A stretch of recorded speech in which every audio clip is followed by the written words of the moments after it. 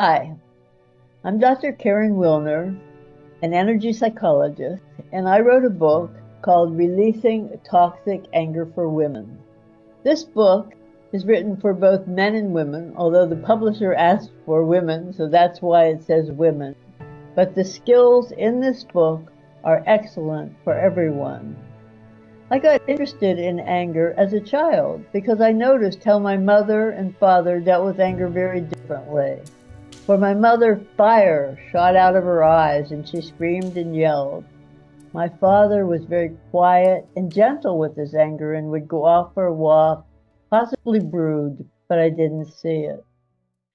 And when I studied body psychotherapy with John Perakis, my mentor, I decided to work with anger in my dissertation to get my doctorate in psychology. So I worked with stroke patients who had anger problems, and the protocol I gave them, based on the very skills in this book, helped them lower their blood pressure and live more fulfilling lives. So there are some good things about anger. That's why we have it. Anger protects us from danger. We're ready to fight to save our lives if we have to. Anger is energy. We feel very alive when we have it. When we're angry, we can use it creatively to problem solve. Anger helps us set boundaries with people who would like to invade our space. So anger can be very healthy. On the other hand, anger can be dangerous when it's too aggressive or when it's suppressed. So in either case, anger wrecks relationships and it wrecks your health. If your anger is aggressive, violent, abusive, it scares other people and makes them afraid of you. And when it's suppressed, it hurts your health. Women in particular who suppress their anger suffer from more cancer, heart disease, autoimmune disease. Research shows it's related to suppressed anger. I am all about transforming anger into love, and that's what my book's about. And we do that in 7 steps. So the first step is aware, being conscious of anger in your body. When you're not aware of anger, you explode. You don't even know it's there until it's too late. So learning how to listen to the sensations in your body is the first step. The second step we call uncover. That means get back to the original source of your anger. It's not really what's triggering you right now. What's triggering you right now reminds you of the original source.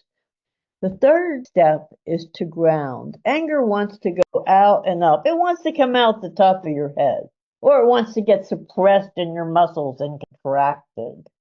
No, you need to bring your anger down toward the ground, almost as if roots are growing out of the bottoms of your feet. And sometimes you might actually have that image of yourself very grounded.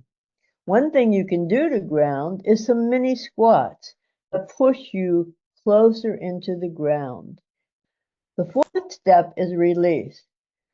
Anger is made out of some vicious chemicals, adrenaline, cortisol, even some testosterone. When they get caught in your muscles, they become poison. They're not meant to stay in your muscles very long. So you want to release them so that they flow through your body and out of your body.